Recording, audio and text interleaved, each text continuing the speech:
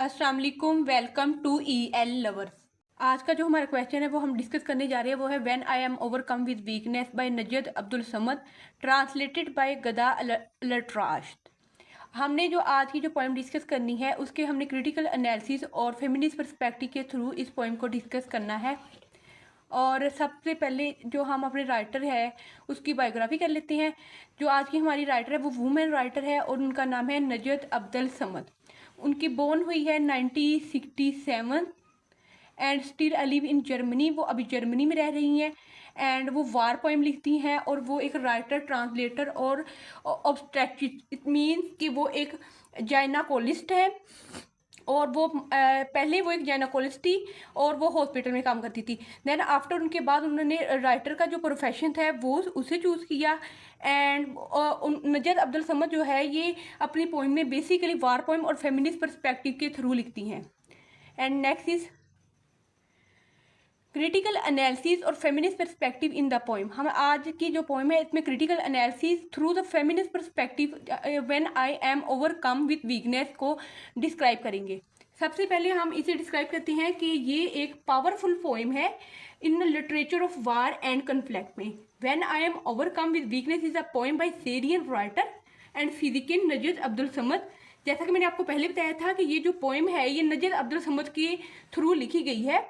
दी poem reflect, ये poem है अक्स है, रिफ्लेक्ट है डिटर्मिनेशन ऑफ सीरियन वुमेन जो सीरियन वुमेन है उनकी डिटर्मिनेशन का, कि एक सीरियन वुमेन किस तरह इतनी मुश्किल, इतनी हार्डशिप के टाइम में भी वो खुद को डिटरमाइन रखती हैं एमिड दरमियान दी हार्डशिप ऑफ वार। जंग की मुश्किलात के दरमियान भी वो खुद को किस तरह डिटरमाइन रखती हैं। कोटेशन को ऐड करते हैं। Some have been tortured for protesting, others have been wounded in the bombing, many were poisoned as a result of chemical warfare that has been used by some of the fighters. इसका मतलब है some have been tortured for protesting, कुछ को एहतजाज करते हुए तो शिद्दत का निशाना बनाया गया, दूसरे जो थे वो बम धमाकों में उन्हें जख्मी किया गया, और जो बाकी बच के थे उन्हें केमियाई जंग के नतीजे में जहर दिया गया जो कि जंगजू इस्तेमाल करते थे। एंड नेक्स्ट इज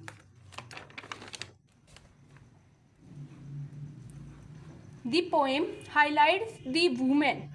ये जो नज़म है बेसिकली ये वुमेन की पर्सपेक्टिव पे जो सीरियन सिविल वार के जो उनके एक्सपीरियंस थी वुमेन की, कि मैन और जो उनके सन थे, उनके हस्बैंड और सन थे वो जंग में चले गए थे और वो खुद सर्वाइव कर रही थी, उन्होंने हर्डर्स के आगे रुकी नहीं थी।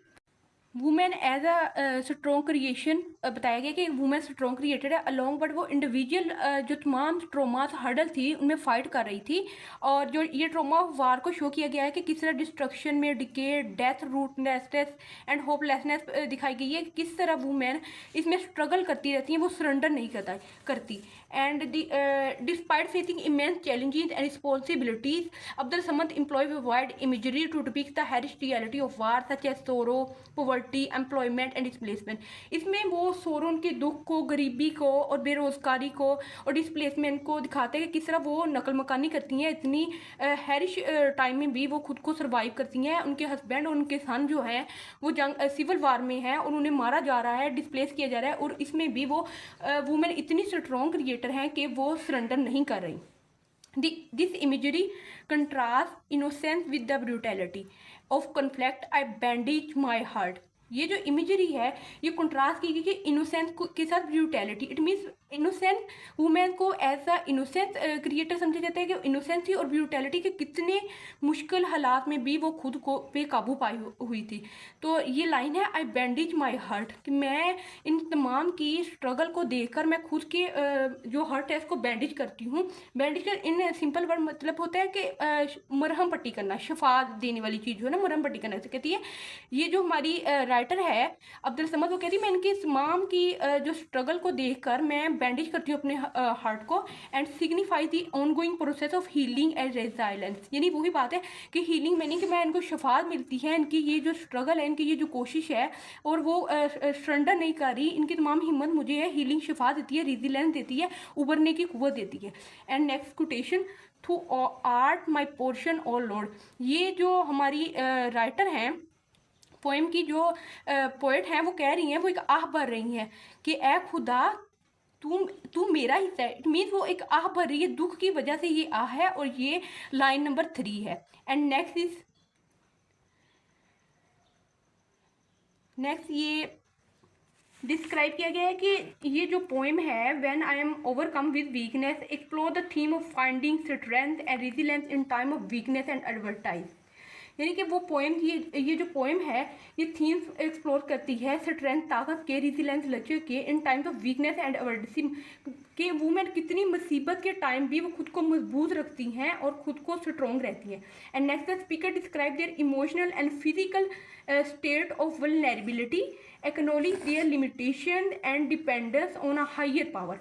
कि वो स्पीकर बता रहे, डिस्क्राइब करिए कि इमोशनल एंड फिजिकल की वल्नरेबिलिटी, कमजोरी, एक्नॉलेज तस्लीम करती है कि कितनी लिमिटेशन थी, कितना लिमिटेड टाइम था, कितनी मुश्किल का टाइम था, इसके बावजूद भी वो डिपेंडेंस करती है, वो हायर पावर, वो अपनी पावर को खोती नहीं है, वो अपनी स्ट्रगल करती रहती हैं और इस टाइम में भी वो सर्वाइव करती हैं।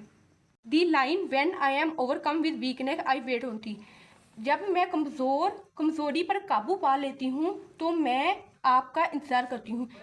ये जो राइटर थी, इसमें राइटर वुमेन, जो सीरियन फैमिली वुमेन है, वो अपनी स्टेबिलिटी को किस तरह वो मेंटेन रखती है, इसको शो आउट करती है कि मैं जब वो कमज़ोर हो जाती हूँ, यानी मैं अपनी कमज़ोरी पर काबू पा लेती हूँ, तो मैं आपका इंतज़ार करती हूँ। इसका ये मतलब है when I am overcome with weakness I wait on thee, कि मैं उनके स्ट्रगल को देखकर अपनी कमज़ोरी पर काबू पा लेती हूँ। And next is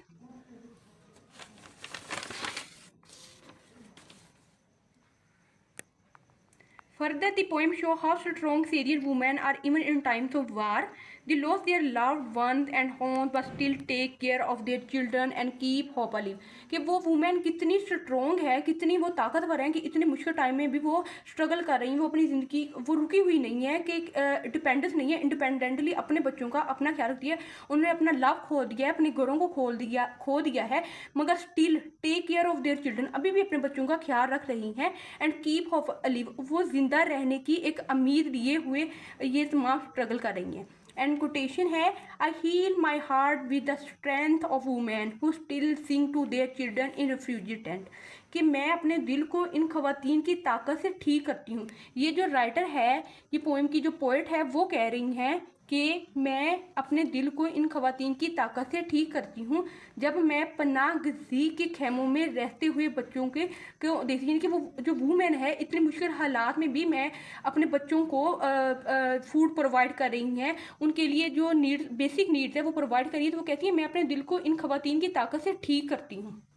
next overall हम कंक्लूजन को डिस्कस करते हैं। In conclusion the poem when I am overcome with weakness explore the theme of finding strength and resilience in time of weakness and adversity.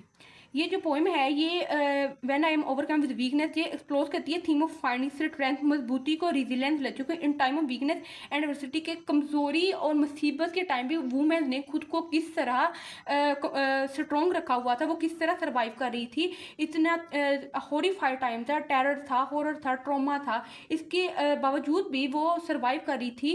ये इस बात की यहाँ पर ये डिस्कस किया गया। And next the speaker face humility and vulnerability are portrayed as strength that enable them to overcome adversity and find inner peace and calm.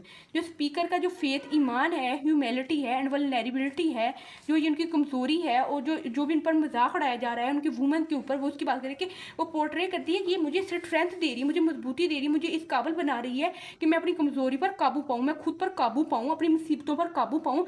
And find inner peace and क्या मैं अपना ये इन तमाम की कोशिश की वजह से मैं अपनी आप पर काबू पा रही हूँ, अपनी कमज़ोरियों पर काबू पा रही हूँ और मुझे इससे सुकून, इनर पीस मैं हासिल कर रही हूँ।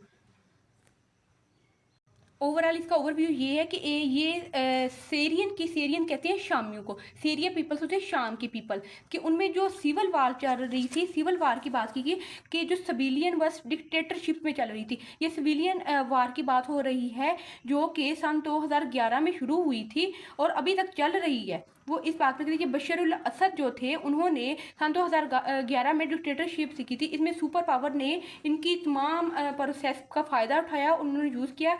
रशिया और अमेरिका, टू सुपर पावर ने इसके जो ये जंग थी सिविलियंस एंड डिक्टेटरशिप के दरमियान उन्होंने हिस्सा लिया। जो रशिया थी वो हेल्प कर रही थी, वो रशिया जो वो असद की हेल्प कर रही थी। जैसे मैंने आपको बताया बशर अल असद ने ये डिक्टेटरशिप ली थी तो वो उनकी हेल्प कर रही थी। एंड अदर देन जो अमेरिका थी वो हेल्प कर रही थी सिविलियन की। बेसिकली इनका मकसद हेल्प करना नहीं था, इनका मकसद था कि वो उनके लोगों के से फ़ायदा हासिल करना, कि वो किस तरह सिविलियन के दरमियान लड़ाई करवा के वो जगह को हासिल करना चाहते थे। तो ये तमाम प्रोसेस में जो हमारी नजत अब्दुल समद है, इसने वुमेन की कंडीशन को बताया गया है कि उन्होंने किस तरह सर्वाइव किया, कितना हॉरिफाइड टाइम था, कितना मुश्किल टाइम था, उसमें उन्होंने किस तरह डिस्क्राइब किया। एंड देन वो डेथ का, ट्रॉमा का, टॉर्चर का टाइम था, वुमेन इसमें उन्होंने हिम्मत नहीं हारी और डिफरेंट टाइप में किस तरह वो अपने बच्चों के लिए सर्वाइव कर रही थी। उनके कामों उनके पास मौजूद नहीं थे, इसके बावजूद वो सारा कुछ करी थी। इसमें वो ये सब कुछ डिस्क्राइब कर रही है।